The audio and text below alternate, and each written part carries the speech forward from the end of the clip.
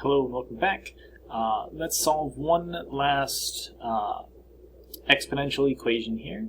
And this is a particular type of exponential equation that both looks scary and is not too bad. So here we see that we have an e to the 2x minus 8 times e to the x plus 7 is equal to 0. And before, we were only essentially working with one exponential at a time. So the easiest way to deal with this one is to notice the following.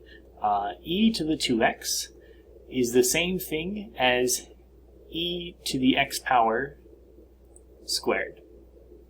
And the reason this is because when we have an exponent raised to an exponent, we can multiply the exponents. So e to the x to the second power is just e to the 2x. So what I'm going to do is I'm going to replace e to the x with u. And this is just going to be a placeholder variable. So e to the 2x, if I replace this with u, this is just going to be u squared. So when I look at this equation up here, e to the 2x, well, that's just u squared minus 8 times u plus 7 is equal to 0. And here I can solve for u pretty easily. We'd have this factors. So this is going to be u minus 7 and u minus 1 is equal to 0. So u is going to be equal to 7, or u is going to be equal to 1. Now, we're trying to solve for x here, so we only know u, but u is just equal to e to the x. So e to the x is either equal to 7, or e to the x is equal to 1. Now, we'll have to use our logarithms. If I take the log of both sides, and again I have e as the base here, so I'll use the natural log. So if I focus on this one first, the natural log of e to the x power, well, I can bring this down, and we just have x. This is because the natural log of e is just 1. And I have the natural log of 7. Perfect. On this side, I have the natural log of e to the x is equal to the natural log of 1. And again, I can pull the x down, but the natural log of e is just 1. And the natural log, or in fact any logarithm of 1, is always 0. This is one of our special properties. So we have two solutions. Either x is going to be the natural log of 7, or x is going to be equal to 0. And we can plug the natural log of 7 into a calculator to come up with about 1.95. Again, this is rounding, but rounding to 2 decimal places. So we have our two solutions to our original equation. So let's look at what happens when we have equations with logarithms in them. And the first type of equation that we'll look at is one that we can rewrite as the log of a number is equal to something else. So here I've got log base b of m is equal to c. And here I can rewrite a log in terms of exponentials. So log base b of m is equal to c means that b to the c power is equal to m. So again, I'm just rewriting a logarithm as an exponential. And we have already talked about how to solve exponential equations. But the important point here is that there's an extra step. We have to check our solutions with logarithms. There's two reasons for that. One that I've listed here is you can only take logarithms of positive numbers. So if you ever find a solution, but in order for that solution to work, you'd have to take the log of a negative number, it doesn't work, and we can't count that as a solution. The other thing is that there may be solutions that when you plug them back in and check, they don't work anymore. So this is important to go back through. We saw the same thing with some of the polynomial or some of the rational functions from before. You do have to check your solutions because sometimes you'll get extraneous solutions. So let's look at this first one. Log base 2 of x minus 4 is equal to 3. We can rewrite this as an exponential function. So instead of having log base 2 of x to the 4 is equal to 3, this means that 2 to the third power is equal to x minus 4. And this is going to be pretty easy to solve. 2 to the third power is just 8.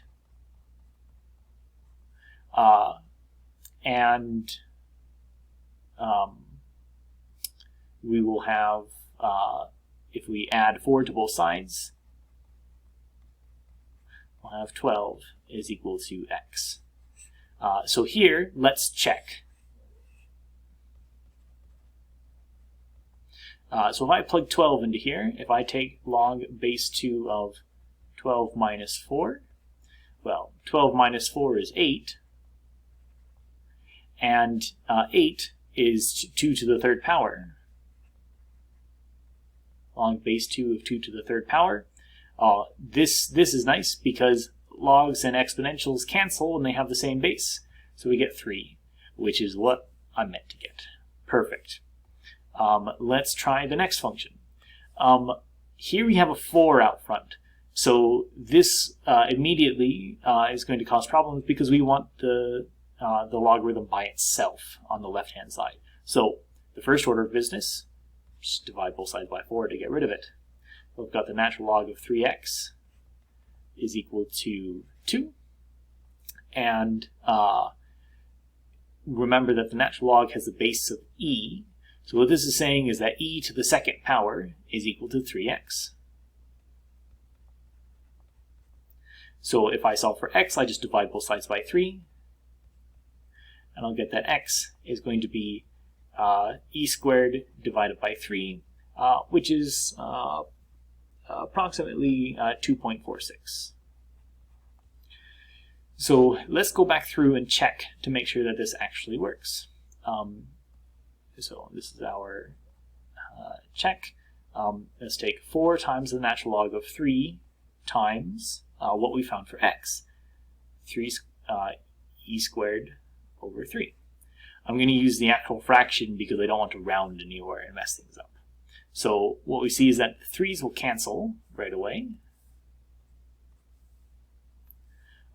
So we'll have 4 times the natural log of e squared. And then the natural log is just the log base e. So I have the natural log, so I have log base e of e squared. Well, natural logs and exponentials cancel out. So this is going to be 4 times 2, which is 8, which matches our original equation. So everything checks out. Sometimes we might get a function like the following. We'll have to be a little bit careful. Here, I don't have a single logarithm on the left-hand side. So in order to solve the questions like I have been, I only need one logarithm on this side. Luckily, we have some special rules for dealing with logarithms. And because we're adding logarithms, we can combine this into one logarithm. So this is the product rule.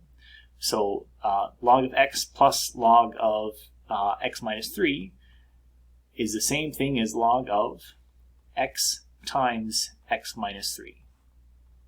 Oops. So the log of x times x minus 3 is going to be equal to 1. And here log just means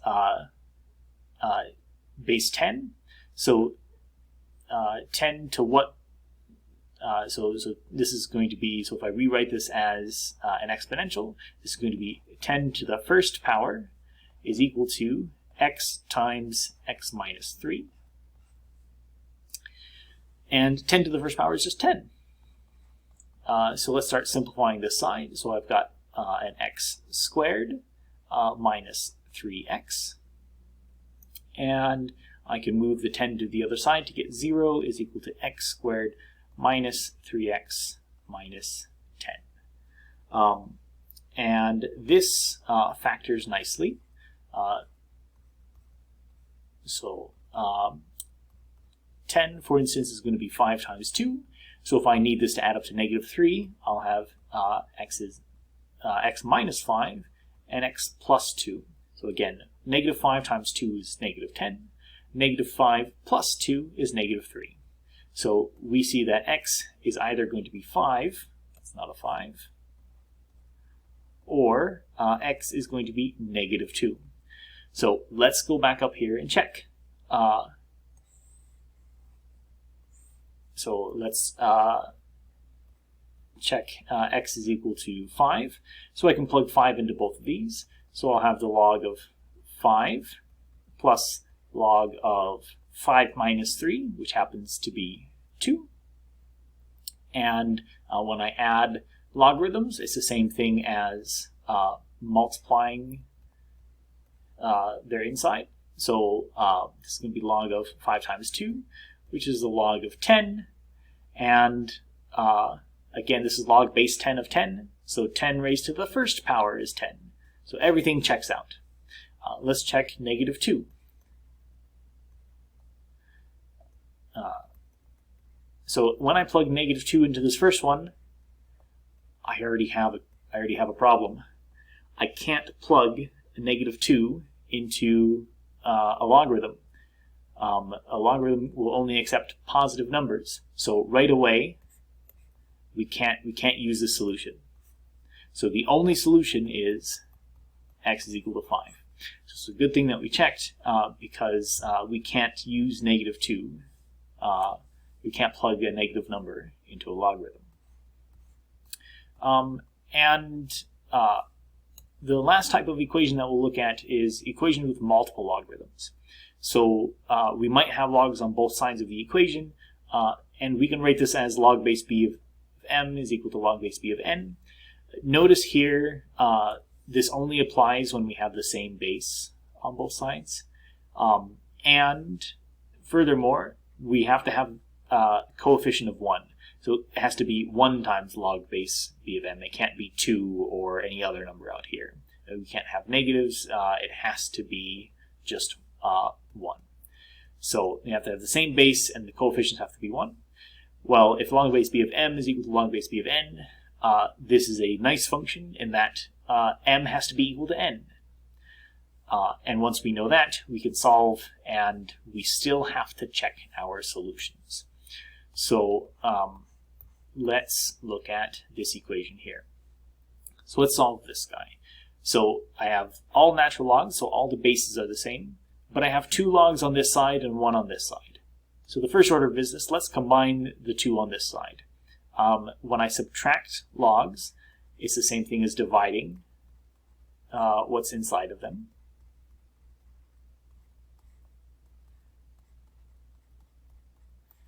And logs are nice in that if the natural log of all of this is equal to the natural log of 1 over x, then these guys have to be equal to one another.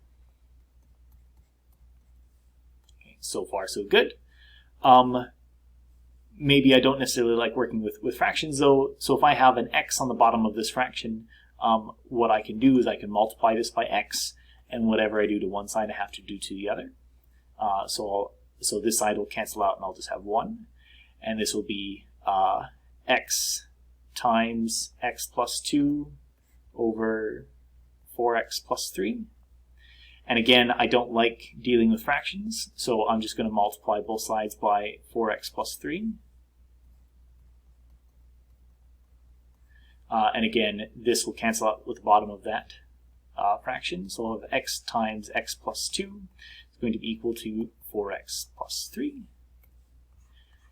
And here, this is again just a polynomial equation, and we can solve these. So if I expand this side, so I've got x squared plus 2x is equal to 4x plus 3. I'll subtract, let's say I move everything to the left-hand side, so I'll subtract a 4x and a 3. So I'll have x squared minus 2x minus 3 is equal to 0. And this factors. So it's going to be x minus 3 and x plus 1. So we see that we have 2 solutions. X is equal to 3 or x is equal to negative 1. However, we still need to go back and check these, and I will do that in the next video.